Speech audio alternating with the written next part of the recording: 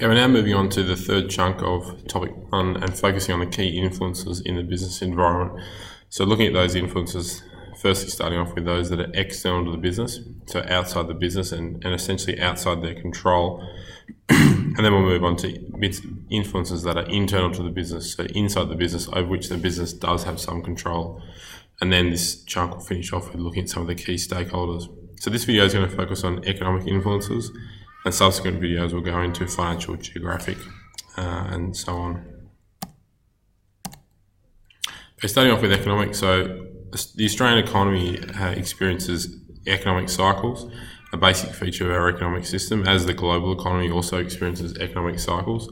And by economic cycles, we mean periods of boom, periods of boom which are synonymous with an increase in the level of sales. And that is when the economy is going well. Inflation is, if we're talking about Australia, is generally within the targeted band of 2 to 3%, but probably pushing the upper level of that targeted band.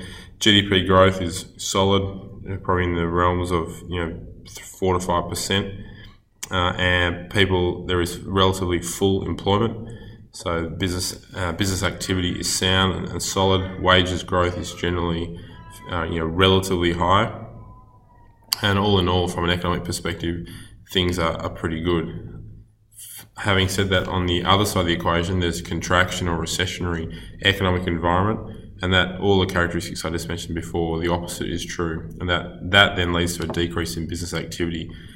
If you think in a contraction, generally people are losing jobs and the unemployment rate is rising. So at the moment, the unemployment rate is roughly 6%. In a contractionary phase or a recessionary phase, you'd expect to see that pushing towards 7%, and if things were really bad, it could be even 8 or 9%. That means that when unemployment rates are relatively high, wages growth is generally going to be fairly stagnant, so not really moving much.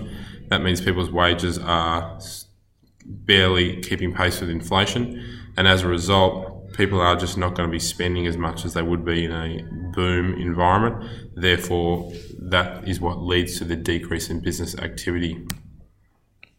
As the economy moves between these two phases of recession and boom, bearing in mind that it's thought on average, it's very much an average, on average, the distance from one boom to the next boom and one recession to the next recession, for that matter, is about 7 years. But as the economy moves between the recession and the boom, the level of demand, the production and profits fluctuate significantly.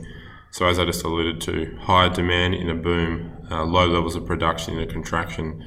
For example, corporate profits or business profits are going to be relatively low in a recession, but relatively high during a boom period. To predict opportunities or threats, businesses need to keep track of information on overseas trends, such things as global trade, global investment, and exchange rates or currency values. And now that we operate in such a global environment, these global economic influences are just as important as domestic influences, particularly for large businesses, and particularly, again, for those that are multinational corporations. There's just a couple of diagrams from your textbook there in terms of government policies, and government policy plays an important role in trying to smooth out the economic cycle. So trying to ensure that we don't have, if I just go back to this diagram here, ensuring we don't have extreme events like this occurring regularly. In a perfect world, you'd see a nice straight gradual increasing line there, reflective of increase in sales over an output, i.e. GDP, gross domestic product, over time. But the reality is that that's just not possible, and that the economy does go through booms and busts, but it's the role of government to try to minimise the extremities of those booms and those busts. And you can see some of the characteristics of a recessionary cycle and also some characteristics of a boom cycle there.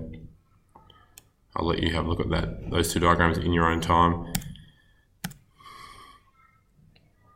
One point is that not all businesses are actually going to experience downturns during a recession. Some businesses might be what we call counter-cyclical, so that means those businesses to some degree might actually benefit from downturns. So think about businesses that you think might benefit from actually a weaker economy. They could be psychology practices, for example, is that in a downturn people might have more difficulties with their mental health. and therefore they seek that assistance and that having a positive impact on the business. And conversely also, there are businesses which are counter-cyclical in terms of an upswing. So when the economy is going well, for example, insolvency specialists probably don't do as well as they would in a downturn. An insolvency business is another business that's probably counter-cyclical, generally going to do better in a downward environment. Businesses are likely to suffer from those selling consumer or luxury goods in this downturn. They're the ones that are going to suffer the most, are the ones selling luxury goods, because consumers they're going to be the first things that consumers are going to cut back on. And the opposite is true also. And businesses that are generally going to do well, those bargain shops or other clearance outlets. So it's not always bad across the whole economy in terms of different stages of the economic cycle, and there are going to be businesses that will in fact do better in a tough retail or economic environment. Some other ways that the economy has an influence on business is through tax and expenditure. Tax is used by the federal government to influence the sale of goods and services by business. An increase in taxation will lead to a fall in demand for goods, because increase in tax is going to mean that consumers have less money in their pockets, therefore they're not going to consume as much, and the same is true. Decrease in tax puts more money into people's pockets, and therefore they spend that in the economy. Interest rates, higher interest rates are going to lower the demand for goods and services. When interest rates are higher, two things happen. It disincentivizes people or businesses from borrowing, so therefore they're not going to spend as much. And also the cost of that borrowing goes up, so they need to factor that into their spending, and they need to reduce their spending as a result. And lastly, some reforms to business.